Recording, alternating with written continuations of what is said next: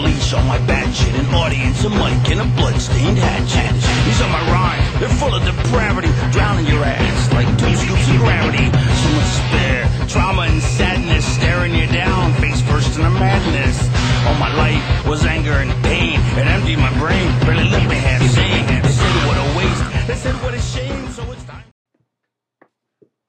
As you can see, I've got my pirate hat on, and you want to know why? Because where else am I going to wear my pirate hat? I was given this pirate hat years ago by some friends of mine, and I have never worn it really very often because you can't really wear a pirate hat too many places other than sexcapades and blogs, video blogs, and perhaps masturbating to Keira Knightley on Pirates of the Caribbean. So I've done it, used it, brought it, wore it today. I look quite dapper in my pirate hat, don't I? Especially from the side profile, as opposed to the other kind of profile.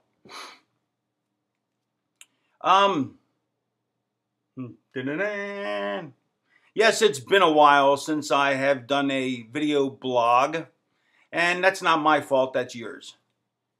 Because I don't like to blame myself. I'd like to give a shout out to my boy, where's his name at? My boy Nathan Rensdell in Burlington, New York. And he knows why, and thank you. And he's been waiting for this shout out for ages.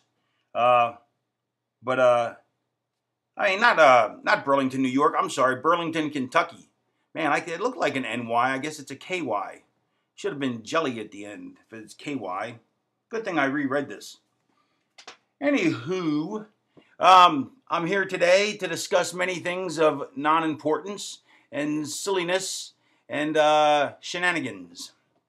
But first, before I go any further, I'd like to point out that I will be going on tour this week. I will be in Amsterdam on the 16th. I've never wrestled in Amsterdam, so I'm looking forward to that. Then I'm going to England, London, England, and on the 19th I'll be doing my stand-up act, but I'll probably be sitting down because I'm very lazy. On the 21st, I'll be, actually on the 20th then, I think I'll be doing some seminars. The 21st, I will probably be going to Stonehenge, or the 22nd, I forget. I think the 21st I'm going to Stonehenge. And I'm going to see if I can push them over like Domino's. Not like Domino's Pizza, because that would be silly. Of course, pushing down a Stonehenge is not silly. And then I will be going to Germany on the 23rd for an indie show, and then I will be home, and then I'll have more indie shows after that. But I'll worry about them when the time comes. But I'm really looking forward to this because I always wanted to go to Stonehenge because I'm really big into megalithic structures, antediluvian civilizations, and so forth. And if you don't know what those things are, then look them up because I'm tired of talking down to you people. No, that's not it. I'm tired of lowering my vocabulary to your level. I'm going to raise your level of diction, dum-dums, morons, and idiot faces, and I'm going to make you all smarter for having listened to me. Or dumber.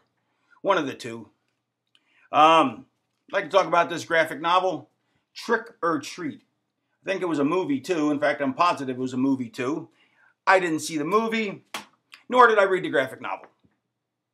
No, actually I read the graphic novel. As many of you know, about a year and a couple months ago, I stopped reading comics because, well, frankly, I have 30,000 and I have no more room for them. My storage has no more room for them, and it's just getting ridiculous. Not only that, but just the cost is getting mind-boggling.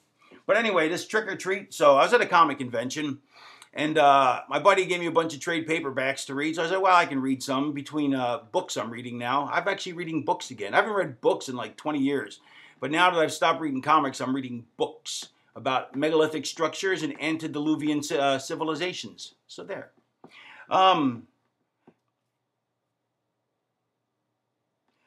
Anyway, Trick or Treat's really fascinating. It's a really well done book.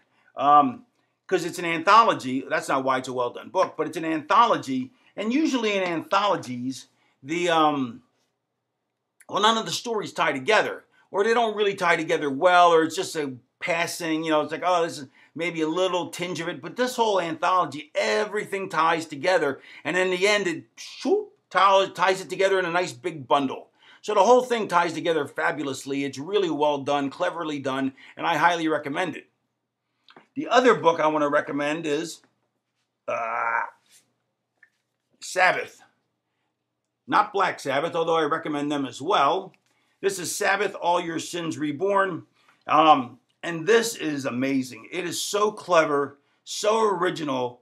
The guy's voice is so unique, and some of the concepts I wish I would have came up with. That's how impressed I am with it. Guy's name's Matthew Tamao, Hassan Pfeffer Incorporated. I'm not sure. And he apparently there's this graphic novel or trade paperback. It's like 4 issues, but I think there's still like another 3 or 4 issues to go, and he hasn't written them, nor has he written anything else that I know of. And so that's kind of disappointing because he's so talented. So I don't know why he hasn't followed that up.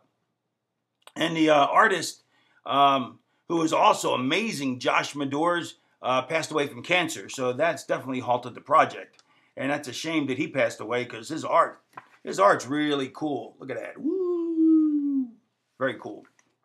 Like, look at this stuff. Hold on. Wait a minute. Let's find some really cool stuff. See, look, there's a little girl with a balloon. But she's actually, the opposite of the 7 deadly sins. Her and her sisters are like the opposites. She's like of sloth. She's industriousness. So she's the opposite. And her sister, one of her sisters died, which was the opposite of wrath, or I forget which, because I read it the other day. And my brain only holds so much information for so long before it deposits it somewhere else. And I haven't found that place. Anyway, the book's tremendous. I definitely recommend reading it, and that is my opinion. And you are all morons and idiots, and you should listen to me. That's all I have to say. Bye bonds. And I think that's all I have to say. Do I have anything else to talk about? Not really. I could babble for a bit. There's an art to babbling. It's like doodling. Like you ever see some people when they're on the phone and they doodle and they doodle really cool stuff? Well, I babble really well. I can talk about shit forever, like nothing. I could talk about nothing, like Seinfeld's show was supposed to be about nothing, but it really wasn't about nothing because it was about a lot of stuff. I actually can talk about nothing. And that just goes to show you how empty it is inside my head. So there. Oh, yeah. Oh, yeah.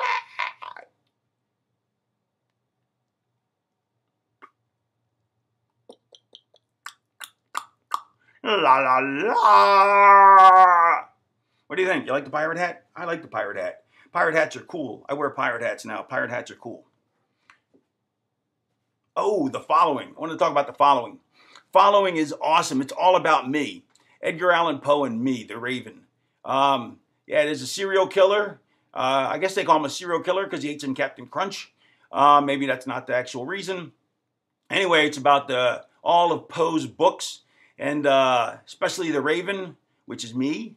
Although I found that the movie The Raven with John Cusack told none of my life story whatsoever. I could barely recognize myself as the character, so I was a little disappointed in that. Ooh, it's a duck. I just heard a duck noise. Nice. Well, time to go.